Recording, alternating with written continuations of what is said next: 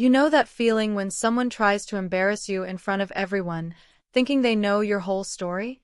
Well, let me tell you what happened when my neighbor decided to mock my old car in front of the entire neighborhood. Little did he know, he was about to learn the biggest lesson of his life, and I'm going to tell you exactly how I served him the most satisfying slice of humble pie he'll ever taste. My name is Sarah, and I'm 28 years old. I work as a software engineer for a tech startup, and honestly, I make pretty good money. But here's the thing about me. I've always been incredibly practical with my finances. While most people my age are busy showing off with expensive purchases and living paycheck to paycheck, I've been quietly building my savings and investing wisely. My philosophy has always been simple. Live below your means, save aggressively, and invest for the future. That's exactly why I was still driving my 2009 Honda Civic that I bought used in college. Now, don't get me wrong, that car was an absolute champion. It had over 200,000 miles on it, a few scratches here and there, and the paint was starting to fade in some spots, but it ran like a dream. Every single day, it got me from point A to point B without fail. I had maintained it religiously, changed the oil regularly, and honestly, I had zero shame about driving it. Why would I? It was paid off, reliable, and allowed me to save thousands of dollars every year that I could put toward my future goals. I lived in a pretty nice suburban neighborhood, the kind where most people care way too much about appearances and keeping up with the Joneses. You know the type, right? Where everyone has to have the newest everything, the biggest lawn, the fanciest cars in their driveways. Most of my neighbors drove brand new BMWs, Mercedes, or those massive SUVs that cost more than some people's annual salaries. And honestly, I never cared. I've always believed that true wealth is what you have in your bank account, not what you're making payments on. But there was this one neighbor, let's call him Brad, who lived 2 houses down from me. Brad was probably in his mid-30s, always wearing polo shirts and khakis like he was perpetually heading to a country club.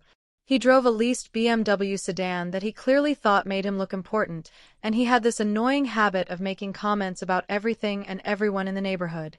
The kind of guy who thinks his opinion matters to everyone and feels the need to share it constantly. For months, I had noticed Brad giving my car these judgmental looks whenever I pulled into my driveway. You know those looks, the ones where someone's trying to figure out how someone who lives in a nice neighborhood like ours could possibly drive such an old car. I could practically see the wheels turning in his head, probably wondering if I was struggling financially or if I just had terrible taste. But I ignored it because, frankly, I had better things to worry about than what Brad thought of my transportation choices. The breaking point came on a Saturday afternoon in early September. I had just gotten back from running errands, and as I was getting out of my Honda, I noticed that several of my neighbors were outside. Mrs. Peterson was watering her garden, the Johnsons were washing their car in their driveway, and a few other neighbors were chatting near the mailboxes. It was one of those beautiful fall days where everyone seems to migrate outdoors. As I was grabbing my grocery bags from the back seat, I heard Brad's voice cutting through the peaceful afternoon air like nails on a chalkboard.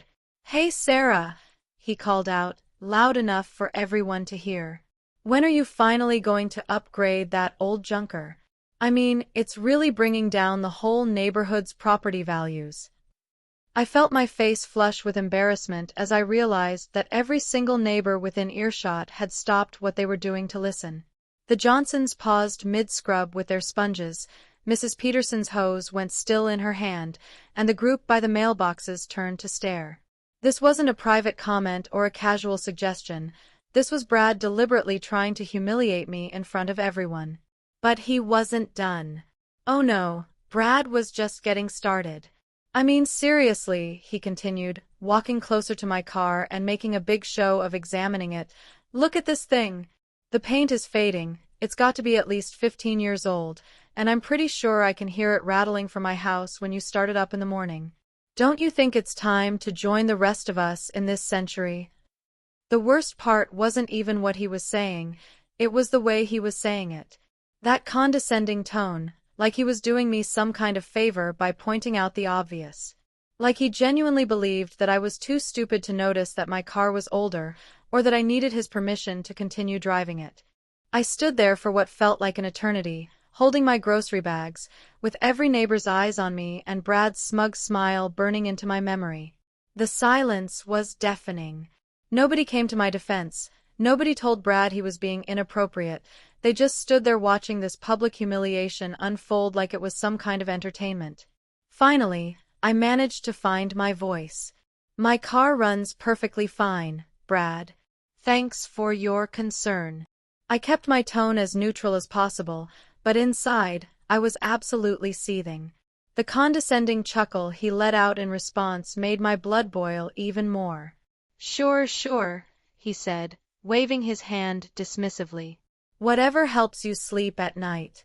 Just saying, the rest of us take pride in our neighborhood. That comment hit me like a punch to the gut. The implication was clear, that I didn't take pride in where I lived, that I was somehow lesser than everyone else because of what I chose to drive. I watched as he strutted back to his BMW, probably feeling like he'd just won some kind of victory. The other neighbors slowly went back to their activities, but I could feel their lingering glances and hear the whispered conversations starting up.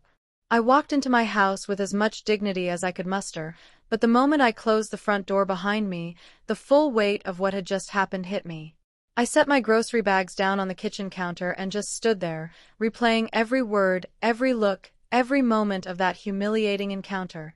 The worst part wasn't even Brad's comments. It was the fact that he had deliberately chosen to do it in front of everyone, making sure to maximize my embarrassment. For the rest of that evening, I couldn't stop thinking about it. I tried to distract myself with Netflix, with work, with anything, but Brad's words kept echoing in my head. Bringing down the property values. Join the rest of us in this century. Take pride in our neighborhood. Each phrase felt like another slap in the face. But then, as I was lying in bed that night, something shifted. The hurt and embarrassment started transforming into something else entirely. Determination. You see, what Brad didn't know, what none of my neighbors knew, was that I had been saving money for a very specific purpose. For the past 3 years, I had been building up a substantial emergency fund and investment portfolio. But more importantly, I had been setting aside money for something special, something I had planned to treat myself to once I reached certain financial milestones. I had been researching electric vehicles for months. Not because I needed a new car, my Honda was still running great, but because I was genuinely excited about the technology and the environmental benefits. I had done extensive research on Tesla models, read every review, watched every YouTube video, and even gone to a showroom a few weeks earlier just to see them up close. The sales representative had been incredibly helpful, walking me through all the features, the different models, and the pricing options. Here's what Brad and my neighbors didn't understand about me. I wasn't driving an old car because I couldn't afford a new one. I was driving it because I was smart with my money. While they were all making car payments that probably ate up a significant portion of their monthly budgets, I was investing that money and watching it grow. While they were worried about impressing people with their vehicles, I was building real, lasting wealth. That night, I pulled out my laptop and started looking at my financial spreadsheets. I had been planning to wait another 6 months before making any major purchases, wanting to hit a specific savings target first. But as I looked at my numbers, my emergency fund, my investment accounts, my checking account balance, I realized that I was actually in a much better financial position than I had initially thought. The Tesla Model Y that I had been eyeing was definitely within my budget. Not only could I afford it without touching my emergency fund or long-term investments, but I could actually pay for it in cash if I wanted to. The thought of walking into that dealership and buying a brand new Tesla without financing, without monthly payments, without any debt at all, filled me with a satisfaction I had never experienced before. But this wasn't just about buying a car anymore. This was about proving a point. This was about showing Brad and everyone else in that neighborhood that their assumptions about me were completely wrong. This was about demonstrating that sometimes the person who looks like they have the least might actually have the most. I spent hours that night researching the exact model I wanted. Tesla Model Y, long range, in pearl white multicoat with a black premium interior. I configured it exactly how I wanted it, with all the features that had excited me during my previous research. Autopilot, the premium sound system, the panoramic glass roof, everything. By the time I finally closed my laptop, it was past midnight, but I had made my decision. Tomorrow was Sunday, but I knew Tesla's online ordering system was available 24/7. However, I wanted to do this right. I wanted to go to the showroom, see the car again, talk to a sales representative, and make this purchase in person. There was something about the idea of walking in there and saying, "I'll take it," that appealed to me on a level I couldn't fully explain. The next morning, I woke up with a sense of purpose I hadn't felt in years. I had my coffee, took a long shower, and got dressed in my nicest casual outfit. Not because I needed to impress anyone at the dealership, but because I wanted to feel confident and powerful when I made this purchase. This was going to be one of the biggest single transactions of my life, and I wanted to savor every moment of it. Before I left for the Tesla showroom, I did one final check of my finances. I looked at my savings account, my investment portfolio, and calculated exactly how much I would have left after this purchase. The numbers were solid. I would still have my 6-month emergency fund intact, my retirement investments would continue growing, and I would own this car outright with no monthly payments dragging down my budget for years to come. But here's what I'm curious about. Have you ever been in a situation where someone publicly embarrassed you and you had the power to turn the tables? I want to know in the comments below, what's the most satisfying revenge story you've ever experienced or witnessed? And if you're enjoying this story so far, make sure to hit that like button because what happens next is going to blow your mind. Trust me, the look on Brad's face when he sees what I'm about to pull up in is going to be absolutely priceless. I drove my trusty Honda Civic to the Tesla showroom that Sunday morning, and I have to admit, there was something beautifully ironic about pulling up in my old car to buy one of the most advanced vehicles on the planet. As I walked through those glass doors, I felt a surge of excitement mixed with nervous energy. This wasn't just a car purchase, this was the beginning of my revenge story. The showroom was absolutely stunning. Sleek, modern, with several Tesla models displayed like works of art under perfect lighting. The sales representative who approached me was the same guy I had spoken with a few weeks earlier. His name was Marcus, a genuinely nice guy in his early 30s who had been incredibly patient with all my questions during my previous visit. "Sarah," he said with a warm smile, clearly remembering me. "Great to see you again. Have you made a decision about the Model Y we discussed?" I could tell he was hopeful but not pushy, which I appreciated. Too many car salespeople try to pressure you into making quick decisions, but Marcus had always respected my timeline. "Actually, yes," I replied, feeling a thrill run through me as I said the words out loud for the first time. "I'm ready to buy today. The pearl white Model Y long range, exactly as we configured it last time. And I want to pay in full, no financing." The look that crossed Marcus's face was priceless, a mixture of surprise, excitement, and professional composure all rolled into one. "That's fantastic news," he said, his smile growing wider. "Let me pull up that configuration we saved, and we'll get everything started for you." As he led me over to his desk, I noticed a few other customers in the showroom glancing our way. There's something about someone walking in ready to buy a car outright that tends to catch attention, even in a place like this where expensive purchases are the norm. We spent the next hour going through every detail of the purchase. Marcus walked me through all the features again, showed me how the charging would work, explained the mobile app that controls everything from climate to security, and even demonstrated some of the autopilot capabilities on the display model. With each feature he showed me, I became more and more excited about what I was buying. This wasn't just transportation. This was cutting-edge technology that would make my daily life better in dozens of small ways. The financial part of the transaction was surprisingly smooth. I had called my bank earlier that morning to let them know about the large purchase, so when I provided my banking information for the wire transfer, everything went through without any hiccups. There's something incredibly satisfying about making a major purchase without having to worry about credit approval, interest rates, or monthly payments. The car would be mine, completely and totally, from day one. "When can I pick it up?" I asked, trying not to sound too eager. Marcus checked his computer and gave me the news I was hoping for. We actually have one in stock that matches your exact specifications. It just came in yesterday, and it's going through final inspection and detailing right now. If everything checks out, you could potentially pick it up tomorrow afternoon. Tomorrow afternoon. That meant I would have my Tesla on Monday, less than 48 hours after Brad's public humiliation. The timing couldn't have been more perfect if I had planned it myself. I would be able to pull into my driveway in that beautiful pearl white Tesla just as people were getting home from work, when the neighborhood was most active, when Brad would be most likely to see it. We completed all the paperwork, and Marcus walked me out to see the car that would soon be mine. It was sitting in the service area, gleaming under the fluorescent lights, looking absolutely perfect. The pearl white finish was even more stunning than I had remembered, and seeing it in person again reinforced that I had made the right choice. This car was going to be amazing to drive, incredibly efficient, and environmentally responsible. But more than that, it was going to be the perfect response to Brad's condescending comments. As I drove home in my Honda Civic for what I knew would be one of the last times, I couldn't stop smiling. The contrast between my current car and what I would be driving tomorrow was going to be absolutely shocking to everyone who had witnessed Saturday's humiliation.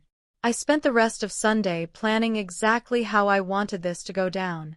I decided that Monday evening would be perfect. Around 6 o'clock, when people were getting home from work, walking their dogs, checking their mail, basically when the neighborhood was at its most social. I would pull up slowly, park in my driveway, and just go about my business as if nothing had changed. No big announcement, no dramatic reveal, just the quiet confidence of someone who had always been exactly who they appeared to be. That Sunday night, I barely slept. It wasn't nervousness, it was pure anticipation. I kept imagining Brad's face when he saw me step out of a brand new Tesla. I pictured the looks on my neighbors' faces as they realized that the woman they had watched get publicly mocked for driving an old car had just upgraded to one of the most desirable vehicles on the road. But the more I thought about it, the more I realized this wasn't really about showing off or proving anything to my neighbors. This was about self-respect. This was about refusing to let someone else's ignorant assumptions define me or make me feel ashamed of choices that were actually incredibly smart.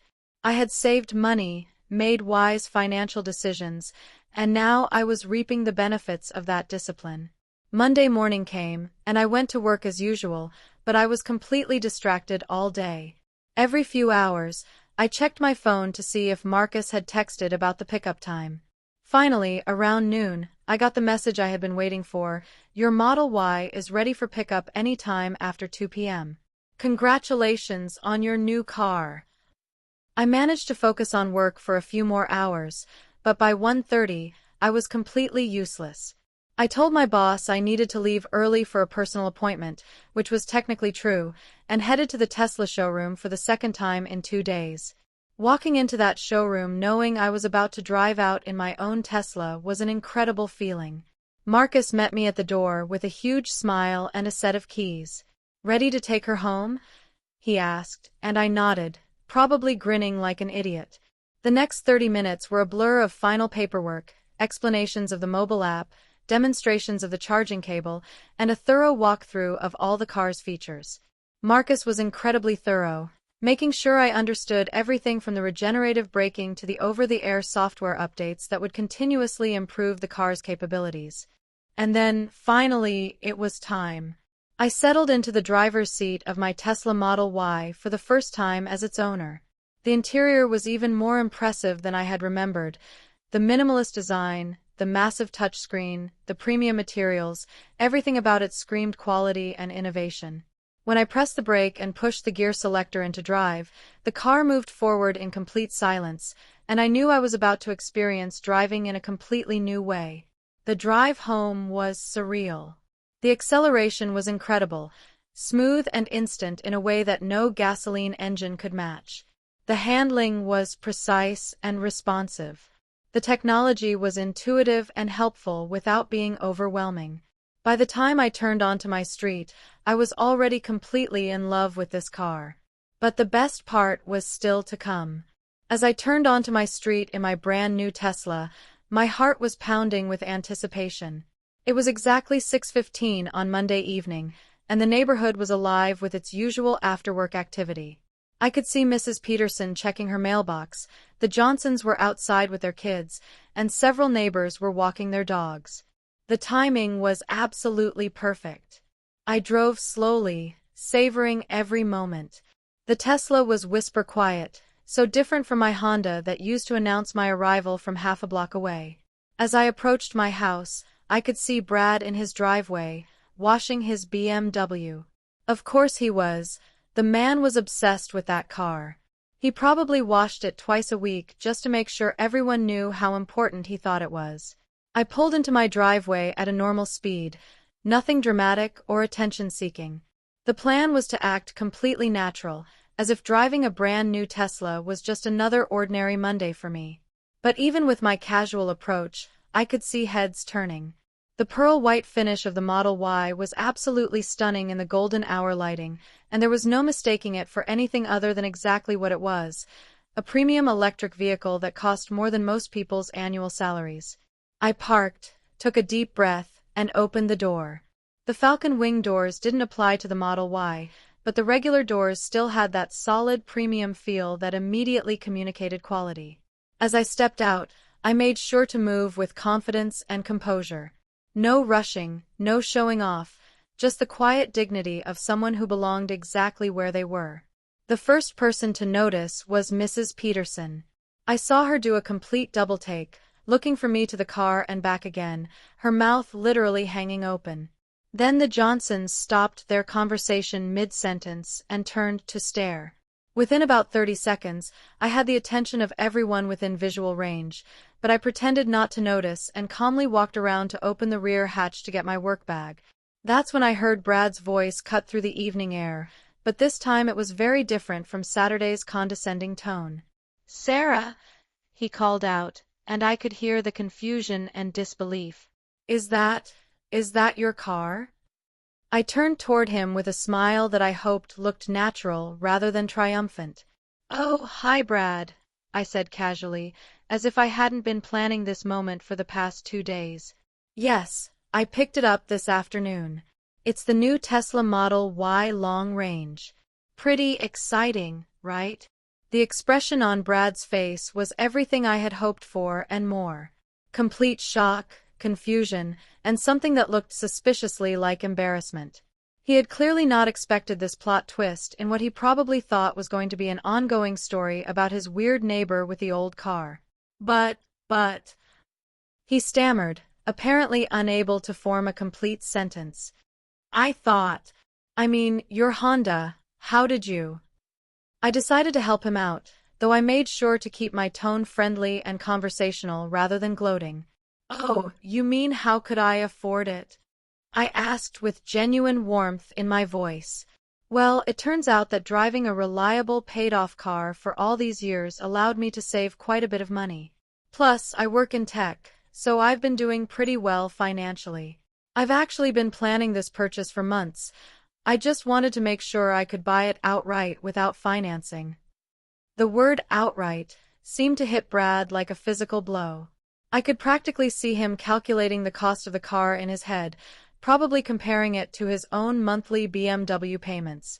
Several of our neighbors had drifted closer during this conversation, clearly fascinated by this unexpected turn of events. Mrs. Peterson was the first to speak up. "Sarah, dear, this is absolutely beautiful. I had no idea you were interested in electric vehicles." Her tone was genuinely impressed and friendly, quite different from the awkward silence she had maintained during Saturday's humiliation. "Thank you, Mrs. Peterson," I replied warmly. "I've been researching them for a while now. The technology is really incredible, and I'm excited about the environmental benefits. Plus, never having to stop at a gas station again is going to be amazing." Mike Johnson walked over from his driveway, his kids trailing behind him with wide eyes. "This is seriously cool, Sarah. I've been thinking about electric vehicles myself. How's the range? What's it like to drive?" I was happy to answer his questions, explaining the features while Brad stood there looking like someone had just explained quantum physics to him in ancient Greek. The more I talked about the car's capabilities, the more impressed everyone seemed, and the more deflated Brad appeared. The acceleration is incredible, I continued, warming to my subject. It goes from 0 to 60 in about 4.5 seconds, which is faster than most sports cars. And the autopilot features are like having a glimpse into the future. It can practically drive itself on the highway. That's when Brad finally found his voice again, though it came out as more of a croak than his usual confident tone. "How much does something like that cost?" he asked, and I could tell he was hoping the answer would somehow make him feel better about his earlier assumptions. I smiled and tilted my head slightly, as if considering how much detail to share. "Well, this particular model starts at around 65,000, but with all the options I wanted, it came to about 72,000. But like I said, I was able to pay cash for it, so no monthly payments to worry about." The silence that followed was absolutely deafening. I could see several of my neighbors doing mental calculations, probably comparing that number to their own car payments and mortgages. Brad's face had gone from red to white to something approaching green. "Cash?" Mrs. Peterson asked, her voice filled with admiration rather than disbelief. "My goodness, Sarah, you've clearly been very wise with your money." "I try to be," I replied modestly. "I've always believed in living below my means and saving for the things that really matter to me. This car represents years of careful financial planning, and it feels amazing to be able to enjoy the fruits of that discipline." By this point, a small crowd had gathered. Word travels fast in suburban neighborhoods, especially when someone pulls up in a $70,000 car. I found myself giving an impromptu tour of the Tesla's features, showing off the massive touchscreen, explaining how the charging works, and even demonstrating some of the fun features like the built-in games and the premium sound system. Throughout all of this, Brad remained conspicuously quiet. He had retreated back to his BMW, continuing to wash it with considerably less enthusiasm than before. Every few minutes, I would catch him stealing glances at my Tesla, and each time his expression seemed to grow more uncomfortable. The best part came when 8-year-old Emma Johnson asked the question that had probably been on everyone's mind. "Miss Sarah, why were you driving that old car if you could afford this one?" I knelt down to Emma's level and smiled. "Well, Emma, sometimes it's smart to drive an older car while you're saving money for something special. My old Honda was still working perfectly, so there was no need to replace it until I was ready. It's kind of like saving your allowance for something you really want instead of spending it on candy right away." Emma nodded seriously, as if this made perfect sense to her 8-year-old logic. But I could see the adults around us absorbing the lesson in a very different way. Here was a clear demonstration that appearances can be deceiving, that financial responsibility doesn't always look flashy, and that sometimes the person you underestimate might surprise you in the biggest way possible. Block 5. The final lesson. As the crowd around my Tesla began to disperse and neighbors headed back to their evening routines, I could see Brad struggling with something. He kept glancing over at me, then at his BMW, then back at my car. Finally, he walked over, his usual swagger replaced by something that looked uncomfortably close to humility. "Sarah," he said, his voice much quieter than I had ever heard it before, "I owe you an apology." I could tell this was difficult for him, and honestly, I respected the fact that he was making the effort.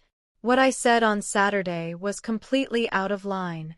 I made assumptions about you and your situation that were obviously wrong, and I embarrassed you in front of everyone.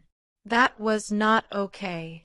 I studied his face for a moment, trying to gauge his sincerity. Brad was clearly uncomfortable, but he seemed genuinely remorseful rather than just embarrassed about being wrong. "I appreciate you saying that, Brad," I replied, keeping my tone neutral but not unfriendly. "Apology accepted." But Brad wasn't done. He ran his hand through his hair, a nervous gesture I had never seen from him before. "Can I ask you something? And please don't take this the wrong way, but I'm genuinely curious. If you could afford a car like this, why were you driving the Honda for so long? I mean, most people in your position would have upgraded years ago. It was a fair question, and I could tell he was asking out of genuine curiosity rather than judgment this time. That's actually a great question, Brad, and it gets to the heart of something really important about money management. You see, just because you can afford something doesn't mean you should buy it immediately. I've been driving that Honda because it met all my transportation needs reliably and efficiently. I gestured toward my new Tesla, then continued. Every month that I kept driving my paid-off Honda instead of buying a new car, I was able to invest that money. Over the past few years, that invested money has grown significantly. So not only was I able to save up for this Tesla, but my investments actually earned enough to cover a good portion of the purchase price. In essence, my old car helped pay for my new car. Brad's expression shifted as he processed this information. I could almost see him calculating his own monthly BMW payment and thinking about what that money could have become if he had invested it instead. So you weren't driving the Honda because you had to, he said slowly. You were driving it because it was the smart financial move. Exactly, I confirmed. There's a big difference between being broke and being financially disciplined. I was never struggling to afford a nicer car. I was choosing to optimize my finances instead. That old Honda allowed me to build wealth while still getting everywhere I needed to go. This seemed to resonate with Brad in a way I hadn't expected. You know, he said thoughtfully, I've been making payments on BMWs for the past 8 years. First the lease on my previous car, now the loan on this one. I've probably spent close to what you paid for your Tesla, but I don't actually own anything. When this loan is paid off, I'll probably just get another one. It was a moment of genuine self-reflection that I hadn't anticipated from him. That's the trap that a lot of people fall into, I said gently. They get caught in a cycle of always having a car payment because they always want the newest model. Meanwhile, people who buy reliable used cars and drive them for years can build serious wealth with the money they're not spending on transportation. Our conversation was interrupted by Mrs. Peterson, who had been watering her garden but was clearly listening to our discussion. Sarah, dear, I have to say, you've given me a lot to think about. My husband and I have been considering replacing our car, but maybe we should reconsider. Our current one runs just fine. Mrs. Peterson, that's exactly the kind of thinking that builds wealth over time, I replied with genuine enthusiasm. If your car is reliable and meets your needs, keeping it longer and investing the money you would have spent on a new car payment can make a huge difference in your financial future. Brad nodded slowly. I never thought about it that way. I always assumed that successful people drove expensive cars, so driving an expensive car would make me look successful. But you've been building real wealth while I've been building debt. It's one of the biggest misconceptions about money, I explained. Real wealth is often invisible. The flashy cars, the designer clothes, the expensive gadgets, those are usually signs that someone is spending their money rather than saving it. Meanwhile, some of the wealthiest people I know drive older cars, shop at discount stores, and live in modest homes because they understand that building wealth requires sacrificing immediate gratification for long-term financial security. This conversation was taking a turn I hadn't expected, but I was genuinely enjoying it. Brad was asking thoughtful questions, Mrs. Peterson was nodding along with obvious interest, and even Mike Johnson had wandered back over to listen. What had started as my revenge story was turning into an impromptu financial literacy discussion. So what you're saying, Brad continued, is that you were playing the long game while the rest of us were focused on short-term appearances. That's a good way to put it, I agreed. I was willing to look less wealthy in the short term in order to actually become more wealthy in the long term. And now I get to enjoy both. I have the financial security that comes from years of smart decisions, plus I can afford to buy things like this Tesla without going into debt or compromising my financial future. The irony of the situation wasn't lost on me.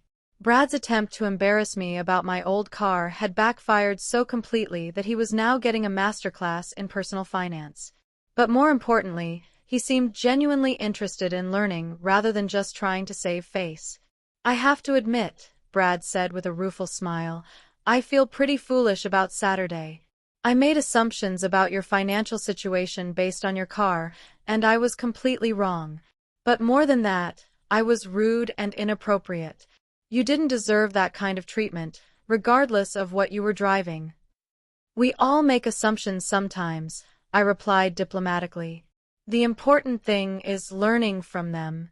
And if this conversation helps you think differently about money management, then something good came out of an unfortunate situation. As we wrapped up our discussion, I couldn't help but reflect on how dramatically the dynamic in our neighborhood had shifted. 2 days ago, I had been the target of public ridicule. Now, I was being asked for financial advice. The same neighbors who had watched silently as Brad mocked my car were now treating me with obvious respect and admiration. But the most satisfying part wasn't proving Brad wrong or showing off my new car. It was the realization that I had stayed true to my values and financial principles, even when they made me look different from everyone else. I had been patient, disciplined, and strategic, and now I was reaping the benefits of that approach. As I finally headed inside for the evening, I took one last look at my beautiful new Tesla sitting in the driveway. It was everything I had hoped it would be: technologically advanced, environmentally responsible, and incredibly fun to drive. But more than that, it was a symbol of what's possible when you make smart financial decisions and stick to your principles, even when other people don't understand them. The moral of this story isn't just about revenge or proving people wrong. It's about the power of financial discipline, the importance of not judging others based on appearances, and the satisfaction that comes from achieving your goals through patience and smart planning. Sometimes the best revenge isn't immediate retaliation, it's living well and letting your success speak for itself. And Brad, well, let's just say he's never made another comment about anyone's car in the neighborhood. In fact, I heard through the grapevine that he started researching used car options for when his current lease expires. Apparently, our conversation really did make an impression on him. Sometimes the most powerful lessons come from the most unexpected teachers, and sometimes the person you least expect to surprise you ends up changing your entire perspective on life.